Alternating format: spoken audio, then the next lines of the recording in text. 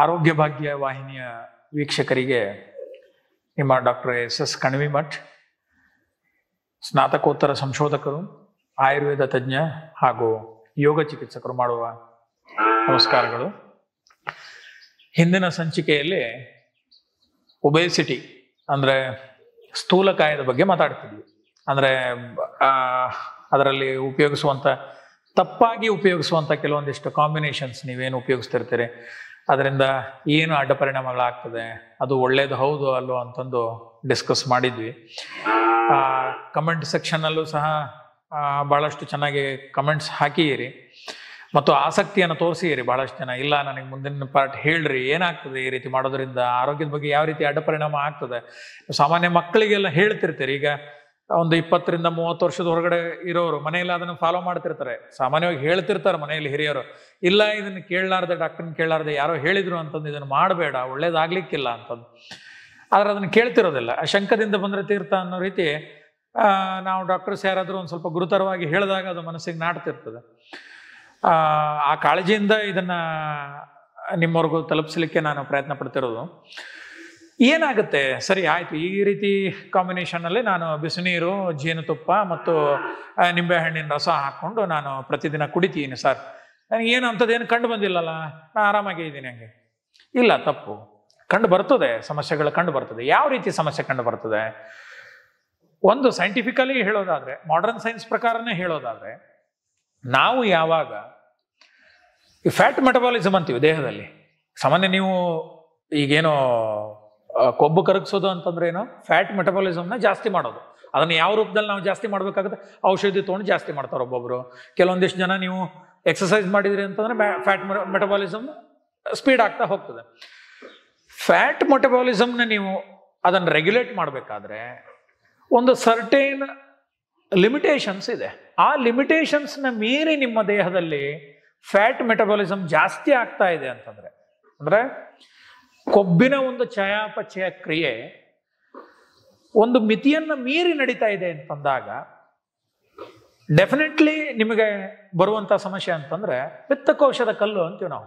ಸಾಮಾನ್ಯವಾಗಿ ಬಹಳಷ್ಟು ಜನರಿಗೆ ಇದು ತೊಂದರೆ ಗೊತ್ತಿಲ್ಲ. ಪಿತ್ತಕೋಶದ ಕಲ್ಲಾಗ್ತದೆ, ಪಿತ್ತಕೋಶದ ಕಲ್ಲಾಗ್ತದೆ. ಅದಕ್ಕೆ ಕಾರಣಗಳನ್ನ ಕೇಳ್ತಿರ್ತಾರೆ ನನಗೆ, ಸರ್ ಪಿತ್ತಕೋಶದ ಕಲ್ಲು ಯಾಕೆ ಆಗ್ತದೆ ಅಂತಂದ್ರೆ, ಇದು ಒಂದು ಕಾರಣವೂ ಹೌದು. ಪಿತ್ತಕೋಶದ ಕಲ್ಲು ಆಗ್ಲಿಕ್ಕೆ ನೀವು ಅತಿ ಹೆಚ್ಚು ಏನು ಫ್ಯಾಟ್ ಮೆಟಬಾಲಿಸಮ್ ಆಗಿರ್ಬೋದು, ಏಕ್ದಮ್ ವೇಟ್ ರೆಡ್ಯೂಸ್ ಮಾಡ್ತಿರ್ತಾರೆ. ಈಗ ನೋಡ್ರಿ, 1 ತಿಂಗಳು 2 ತಿಂಗಳಲ್ಲಿ ನಾನು 8 kg ಕಡಿಮೆ ಮಾಡಿದೆ, 10 kg ಕಡಿಮೆ ಮಾಡಿದೆ, ಬರೀ 1 ತಿಂಗಳಲ್ಲಿ ನನಗೆ ವೇಟ್ ಕಡಿಮೆ ಆಯ್ತು ಅಂತಂದು ಖುಷಿಯಿಂದ ಹೇಳ್ಕೊಂತಿರ್ತಾರೆ. ಆಯ್ತು, ಆಗಿನ ಪೂರ್ತಕ್ಕೆ ಅದು ಆಗಿರ್ತದೆ. ಆದರೆ ಈ ರೀತಿ ಹೆಚ್ಚು ವೇಗದಿಂದ ನೀವು ಫ್ಯಾಟ್ ಕರಗಿಸೋದ್ರಿಂದ ಈ ಪಿತ್ತಕೋಶದ ಕಲ್ಲು ಏನಿರ್ತದಲ್ಲ, ಈ ಸಮಸ್ಯೆ ಕಂಡು ಬರ್ತದೆ. ಇದು ಡೆಫಿನೆಟ್ಲಿ ಈಗ ನಿಮಗೆ ಫಸ್ಟಿಗೆ ನೀವು 1 ತಿಂಗಳಲ್ಲಿ 2 ತಿಂಗಳಲ್ಲಿ ಅದು ಕಂಡು ಬರಲಿಕ್ಕಿಲ್ಲ. ಇದನ್ನು ಫಾಲೋ ಅಪ್ ಹಿಂಗೆ ಮಾಡ್ಕೊಂತ ಹೋಗ್ತಿದ್ದಂಗೆ ಪಿತ್ತಕೋಶದ ಕಲ್ಲು ಆಗುವಂಥ ಒಂದು ಅಡ್ಡ ಪರಿಣಾಮ ಆಗೋ ಚಾನ್ಸಸ್ ಬಹಳಷ್ಟು ಇರ್ತದೆ. ಇದು ಒಂದು. ಇನ್ನೊಂದು ಗುರುತರವಾದ ಸಮಸ್ಯೆ ಇಮಿಡಿಯೇಟ್ ಆಗಿ ಕಾಣೋದು ಏನಂತಂದ್ರೆ ಹೈಪರ್ ಅಸಿಡಿಟಿ, ಆಮ್ಲಪಿತ್ತ ಸಮಸ್ಯೆ. ಅಸಿಡಿಟಿ ಆಲ್ಮೋಸ್ಟ್ ಆಲ್ ಈಗ 10 ಮಂದಿಲಿ 8 ಜನ ಅದು ಆ ಸಮಸ್ಯೆಯಿಂದ ಬಳಲ್ತಿರ್ತಾರೆ. ಈ ಕಾಂಬಿನೇಷನ್ ಏನು ಬಿಸಿನೀರು, ಜೇನುತುಪ್ಪ ಮತ್ತು ನಿಂಬೆಹಣ್ಣಿನ ರಸ ಹಾಕೊಂಡು ಕುಡಿಯೋದು ಮಾಡ್ತಿರಲ್ಲ, ಇದರಿಂದ ಆಮ್ಲಪಿತ್ತ ಸಮಸ್ಯೆ ಕಾಡುವಂಥ ಚಾನ್ಸಸ್ ಭಾಳಷ್ಟು ಇರ್ತದೆ. ಯಾಕಂದ್ರೆ ಖಾಲಿ ಹೊಟ್ಟೆಯಲ್ಲಿ ನೀವು 3 ಉಷ್ಣ ಪದಾರ್ಥಗಳು ಮತ್ತು ಪಿತ್ತ ವೃದ್ಧಿ ಮಾಡುವಂಥ ನಿಂಬೆಹಣ್ಣು ಇದನ್ನು ಖಾಲಿ ಹೊಟ್ಟೆಯಲ್ಲಿ ಪ್ರತಿದಿನ ಹಾಕೊಂತ ಹೋದ್ರಿ ಅಂತಂದ್ರೆ ಆಮ್ಲಪಿತ್ತ ಸಮಸ್ಯೆ ಕಾಡುವಂಥ ಚಾನ್ಸಸ್ ಬಹಳಷ್ಟು ಇರ್ತದೆ. ಆಮೇಲೆ ಈಗಾಗಲೇ ನೀವು ಏನಾದರೂ ಆಮ್ಲಪಿತ್ತ ಸಮಸ್ಯೆಯಿಂದ ಬಳಲುತ್ತಿದ್ರಿ ಅಂತಂದ್ರೆ ಅಲ್ಸರೇಟಿವ್ ಕೊಲೈಟಿಸ್ ಅಂತೀವಿ ಅಥವಾ ಪೆಪ್ಟಿಕ್ ಅಲ್ಸರ್ಸ್ ಅಂತೀವಿ. ಈಗ ಅಲ್ಸರೇಟಿವ್ ಕೊಲೈಟಿಸ್ ಆಗಲಿಲ್ಲ ಅಂತಂದ್ರೆ ಪೆಪ್ಟಿಕ್ ಅಲ್ಸರ್ ಸಮಸ್ಯೆ ಅಂತೂ ಉಲ್ಬಣವಾಗುವಂಥ ಚಾನ್ಸಸ್ ಜಾಸ್ತಿ ಇರ್ತದೆ.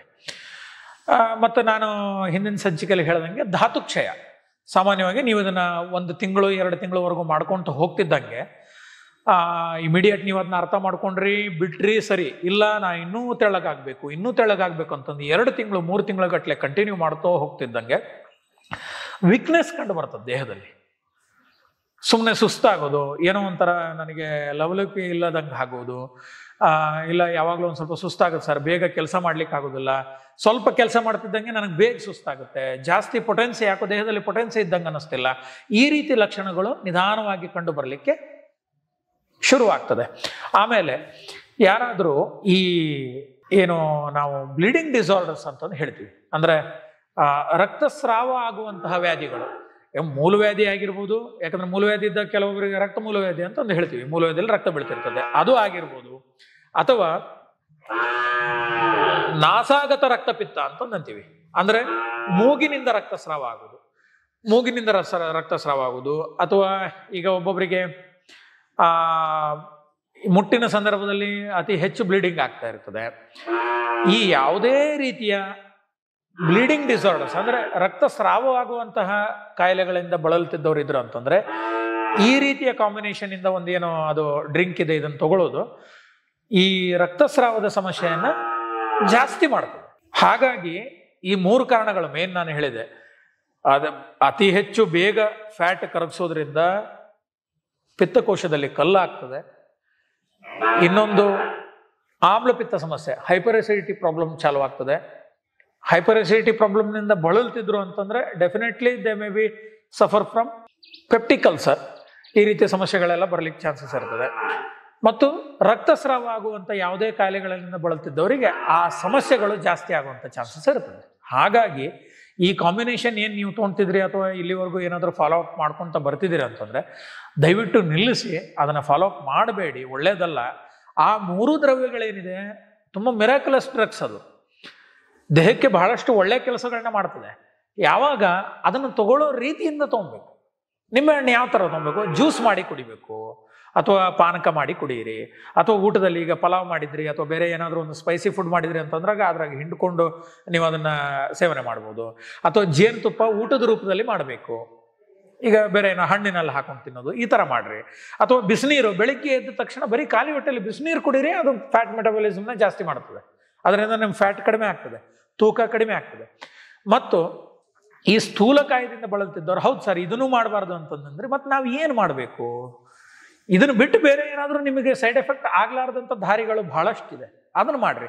ಇಲ್ಲ ಸರ್ ನಾನು ಕುಂತಲ್ಲೇ ಔಷಧಿ ತಗೊಂಡು ಹೊಟ್ಟೆಗೆ ಫ್ಯಾಟ್ ಕರಗಿಸ್ಬೇಕು, ಸಾಧ್ಯವಾ? ಸಾಧ್ಯ ಇಲ್ಲ. ಯಾರಾದರೂ ಆ ರೀತಿ ಸಜೆಷನ್ ಕೊಟ್ಟಿಯಾರ? ಸುಳ್ಳು, ಅದು ಮಾಡ್ಲಿಕ್ಕೆ ಸಾಧ್ಯ ಇಲ್ಲ. Common sense.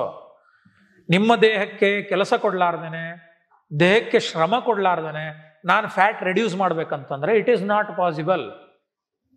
Weather it is in ayurvedic way or in a scientific method. ನೀವು ಯಾವುದೇ ರೂಪದಲ್ಲಿ ನೀವು ಹೋದ್ರಿ ಅಂತಂದ್ರೂ ಸತ, ಮಾಡರ್ನ್ ಸೈನ್ಸ್ ಪ್ರಕಾರ ಹೋದ್ರೂ ಸತ, ನಾನು ಏನೂ ದೈಹಿಕ ಶ್ರಮ ಮಾಡ್ಲಾರ್ದೇನೆ ಫ್ಯಾಟ್ ಕರಗಿಸ್ತೀನಿ ಅಥವಾ ಸ್ಥೂಲಕಾಯನ ಕಡಿಮೆ ಮಾಡ್ಕೊತೀನಿ ಅಂತಂದ್ರೆ ಅದು ಪಾಸಿಬಲ್ ಇಲ್ಲ. ಒಂದು ನೆನಪಲ್ಲಿ ಇಡಬೇಕು, ದೈಹಿಕ ಶ್ರಮ ಬಹಳಷ್ಟು ಮುಖ್ಯ.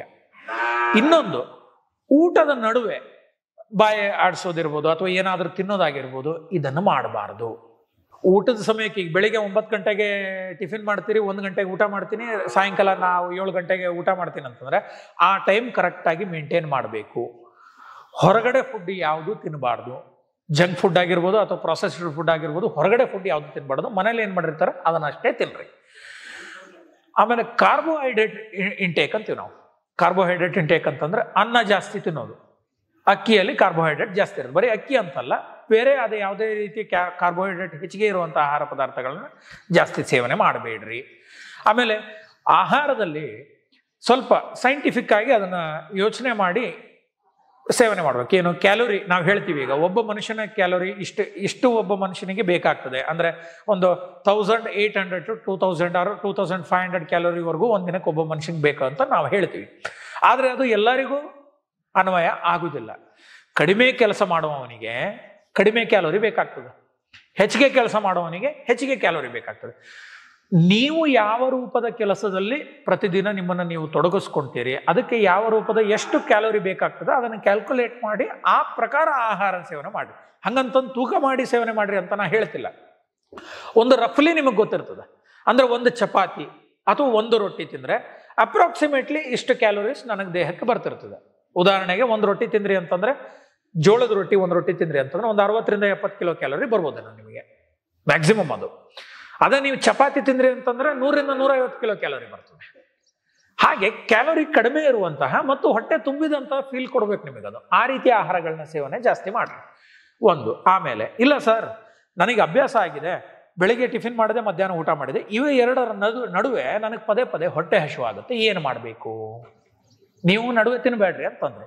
ನಂಗೆ ತಿನ್ನಲಿಲ್ಲ ಅಂತಂದ್ರೆ ಸ್ವಲ್ಪ ಸಂಟ ಆಗುತ್ತೆ. ಕೆಲವೊಬ್ರು ನೋಡಿ ಹೈಪರ್ಟೆನ್ಸಿವ್ ಪೇಷಂಟ್ಸ್ ಇದ್ರು ಅಂತಂದ್ರೆ, ಅಥವಾ ಡಯಾಬಿಟಿಕ್ ಪೇಷಂಟ್ಸ್ ಇದ್ರು ಅಂತಂದ್ರೆ, ಇಲ್ಲ ಸರ್ ನಮಗೆ ನಡುವೆ ತಿನ್ನಲಿಲ್ಲ ಅಂತಂದ್ರೆ ಒಂಥರ ಹಸಿವಾದಂಗೆ ಆಗುತ್ತೆ, ನಿಶಕ್ತಿ ಆದಂಗೆ ಆಗುತ್ತೆ, ಏನು ಮಾಡಬೇಕು? ಆ ಸಮಯದಲ್ಲಿ ಕ್ಯಾರೆಟ್, ಸೌತೆಕಾಯಿ, ಅಥವಾ ಇದನ್ನು ಹೇಳ್ತೀವಿ ನಾವು ಏನು ಗೆಡ್ಡೆಕೋಸು ಅಂತಂದು ಅಂತೀವಿ, ಅದನ್ನು ಹಾಗೆ ತಿನ್ಲಿಕ್ಕೆ ಟೇಸ್ಟ್ ಇರ್ತದೆ.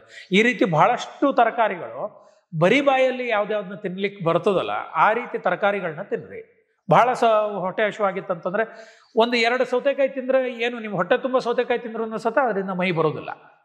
ನೀವು ಬೇರೆ ಪ್ರೊಸೆಸ್ಡ್ ಫುಡ್ ಯಾವಾಗ, ಎಣ್ಣೆ ಮಿಶ್ರಿತ ಆಹಾರಗಳನ್ನ ಯಾವಾಗ ತಿಂತ ಹೋಗ್ತೀರಿ ಆವಾಗ ಮೈ ಬರ್ತದೆ ಹೊರತು ಈ ರೀತಿ ಫುಡ್ ತಿನ್ನೋದ್ರಿಂದ ಮೈ ಬರೋದಿಲ್ಲ. ಹಾಗಾಗಿ ಊಟದ ನಡುವೆ ಏನಾದರೂ ನಿಮಗೆ ಹೊಟ್ಟೆ ಹಸಿವಾಗಿತ್ತಂತಂದ್ರೆ ಸೌತೆಕಾಯಿ ಮತ್ತು ಕ್ಯಾರೆಟು ಅಥವಾ ಹಸಿ ಬೀನ್ಸ್ ಆಗಿರ್ಬೋದು, ಈ ರೀತಿ ಪದಾರ್ಥಗಳನ್ನ ಸೇವನೆ ಮಾಡ್ಕೊಬೋದು.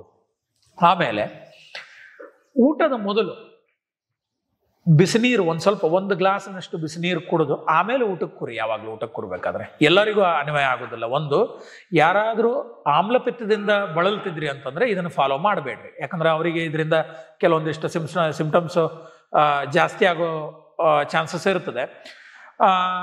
ನೀವು ಆಮ್ಲಪಿತ್ತ ಸಮಸ್ಯೆಯಿಂದ ಏನು ಬಳಲ್ತಿದ್ದಿಲ್ಲ ಅಂತಂದ್ರೆ ಕೇವಲ ಮೈ ಇಳಿಸೋ ಸಂಬಂಧ ಅಥವಾ ಒಬೆಸಿಟಿ ಕಡಿಮೆ ಮಾಡ್ಬೇಕಂತಂದ್ರೆ ಊಟ ಮಾಡೋಕ್ಕಿಂತ ಮುಂಚೆ ದೊಡ್ಡ ಗ್ಲಾಸ್ ನೀರು, ಬಿಸಿ ನೀರು ಕುಡಿದು ಆ ನಂತರ ಊಟಕ್ಕೆ ಕೂರ್ರಿ. ಆವಾಗ ಒಂದು ಸ್ವಲ್ಪ ಏನು ಹೊಟ್ಟೆ ಫುಲ್ಫಿಲ್ನೆಸ್ ನಿಮಗೆ ಫೀಲ್ ಬರ್ತದೆ, ಊಟದ ಕನ್ಸಂಪ್ಷನ್ ಕಡಿಮೆ ಆಗ್ತದೆ. ಇದನ್ನೊಂದು ಫಾಲೋ ಅಪ್ ಮಾಡ್ಕೊಳ್ರಿ. ಆಮೇಲೆ ನೀರು ಯಥೇಚ್ಛವಾಗಿ ಕುಡೀರಿ. ಒಂದು ದಿನಕ್ಕೆ 4-5 ಲೀಟ್ರ್. ಎಷ್ಟು ನೀರು ಹೆಚ್ಚಿಗೆ ಕುಡಿತೀರಿ ಅಷ್ಟು ಬೇಗ ಫ್ಯಾಟ್ ಮೆಟಬಾಲಿಸಮ್ ಚೆನ್ನಾಗಿ ಆಗ್ತದೆ. ಆದಷ್ಟು ಊಟ ಮಾಡಬೇಕಾದ್ರೆ ತಣ್ಣೀರು ಸೇವನೆ ಮಾಡೋದಕ್ಕಿಂತ, ಊಟದ ಜೊತೆ ತಣ್ಣೀರು ಸೇವನೆ ಮಾಡೋದಕ್ಕಿಂತ ಬಿಸಿ ನೀರನ್ನ ಹೆಚ್ಚು ಕುಡಿಯೋದು ಬಹಳಷ್ಟು ಒಳ್ಳೆಯದು. ಹಾಗಾಗಿ ಆಮೇಲೆ ಬರೀ ನಾನು ಈ ರೀತಿ ಒಂದು ಏನೋ ರೆಮಿಡಿ ಮಾಡಿಕೊಂಡು ಅದನ್ನು ತೊಗೊಂಡು ವೇಟ್ ಇಳಿಸ್ತೀನಿ ಅನ್ನೋದು ಬಹಳ ಕಷ್ಟ. ಯಾಕಂದರೆ ವೇಟ್ ಬರಲಿಕ್ಕೆ ಅಥವಾ ಮೈ ಬರಲಿಕ್ಕೆ, ಸ್ಥೂಲಕಾಯ ಬರಲಿಕ್ಕೆ ಬಹಳಷ್ಟು ಕಾರಣಗಳು ಇರ್ತದೆ. ವರ್ಸಟೈಲಿಟಿ ಬಹಳಷ್ಟಿದೆ. ಹಾಗಾಗಿ ತಜ್ಞ ವೈದ್ಯರನ್ನು ಭೇಟಿಯಾಗಿ ನಿಮಗೆ ಯಾವ ಕಾರಣದಿಂದ ಮೈ ಬರ್ತಾ ಇದೆ ಅನ್ನೋದು ಮೂಲ ತಿಳ್ಕೊಂಡು ಆ ಪ್ರಕಾರ ಚಿಕಿತ್ಸೆಗಳನ್ನ ಮಾಡ್ಕೊಂಡ್ರಿ ಅಂತಂದರೆ ಏನು ದೊಡ್ಡ ವಿಷಯ ಅಲ್ಲ. ಕೇವಲ ಒಂದು 3-4 ತಿಂಗಳಲ್ಲಿ ವೇಟ್ ಇಳಿಸಲಿಕ್ಕೆ ಅನುಕೂಲ ಆಗ್ತದೆ. ಹರಿಬರಿಲಿ ಏನು ಮಾಡ್ಲಿಕ್ಕೆ ಹೋಗಬೇಡ್ರಿ. ಬೇರೆ ರೀತಿಯ ಕಾಯಿಲೆಗಳಿಗೆ ಮತ್ತು ಆಹ್ವಾನ ಕೊಟ್ಟಂಗೆ ಆಗ್ತದೆ ಅದು. ಈ ವಿಡಿಯೋ ನಿಮಗೆ ಇಷ್ಟ ಆಗಿತ್ತು ಅಂತಂದರೆ, ಬೇರೆ ಯಾರಿಗಾರು ಈ ರೀತಿ ಸಮಸ್ಯೆಯಿಂದ ಬಳಲ್ತಿದ್ರೆ, ಅಥವಾ ಈಗ ನಾನು ಹೇಳಿದ್ನಲ್ಲ ಈ ರೀತಿ ಅವೈಜ್ಞಾನಿಕ ಒಂದು ದಾರಿಯಿಂದ ಅವರು ವೇಟ್ ಇಳಿಸ್ಕೊಳ್ಳೋಂಥ ಮಾಡ್ತಾ ಇದ್ರು ಅಂತಂದರೆ ಅಂಥವರಿಗೆ ಈ ವಿಡಿಯೋನ ಶೇರ್ ಮಾಡಿರಿ, ಅವರಿಗೆ ಹೆಲ್ಪ್ ಆಗ್ತದೆ. ಮತ್ತು ಈ ಆರೋಗ್ಯ ಭಾಗ್ಯ ಚಾನಲ್ನ ಸಬ್ಸ್ಕ್ರೈಬ್ ಆಗಿ. ನಮಸ್ಕಾರ.